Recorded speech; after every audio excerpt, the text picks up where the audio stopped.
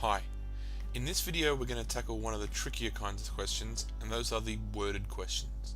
By the end of this video I hope you have a strategy to solve worded problems that involve the order of operations. Let's take a look at example number 1. Find the total of 6 and 3 and subtract the product of 4 and 2. There are some words in there that we should have seen recently that we know the meaning of. The first one that I notice is the word total. And the word total to me means plus. Then I see the word subtract, which means minus.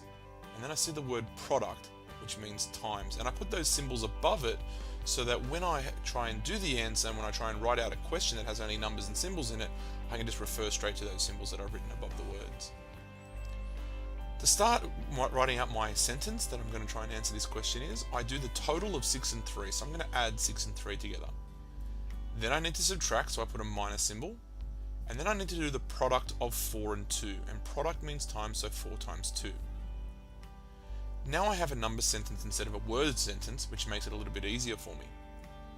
I have to do multiplication first because that's what my BODMAS tells me, that multiplication comes before addition and subtraction. 4 times 2 is 8. Then I work left to right. 6 plus 3 gives me 9, and then 9 take away 8 gives me my correct answer of 1. Write down the question. Make sure you highlight the words total, subtract and product, or underline them, and put the symbols above them. Write out the number sentence that I've written down, or try and come up with your own and show me in class tomorrow. Alright, let's look at a harder example now, something a little bit longer. This question says, find the difference between 76 and 43, triple this result, and, finally, subtract the quotient of 35 and 7. There is a lot going on in this question with a lot of commas and a lot of technical language that we've looked at before. I first come across difference, which I know means subtract or minus, so I put the minus symbol above it. I then come to triple, which I know means times 3, and then I come to the word subtract, which again means minus, it's a different word, and then I see the word quotient. So there are 4 words in there that are mathematical that we need to know the meaning of. So let's start off with the first operation, the difference between 76 and 43, which I write as 76 minus 43. It then says to triple this result, so I need to make sure that I get the answer first and then multiply it by 3. To do that, I put brackets around the 76 and the 43. That way I know to get that answer first, then times by 3. Then I need to subtract, so I'm just going to put the minus symbol.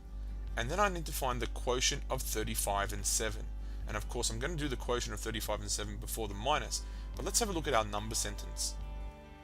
We have 76 minus 43 in brackets, multiplied by 3, take away 35 divided by 7. That's a tricky one, so if you can come up with that by yourself, you're doing very well. If not, let's go through this answer. We start with the brackets.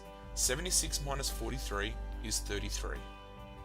Then I need to multiply by 3. I need to multiply by 3 and then divide at the end before I do any subtraction. So 33 lots of 3 is 99. 35 divided by 7 gives me 5. So now I can do the minus that goes in between them and get 94. Time to pause the video, write out the question, highlight the important words like the difference, the triple, subtract and quotient, and try and come up with the number sentence yourself without even looking at the video. And that's it. These are hard, and the only way you're going to get better at them is to practice, practice, practice. So I hope you have a strategy now to solve these worded problems, and as always, if you have questions, write them down and ask me in class. Good luck.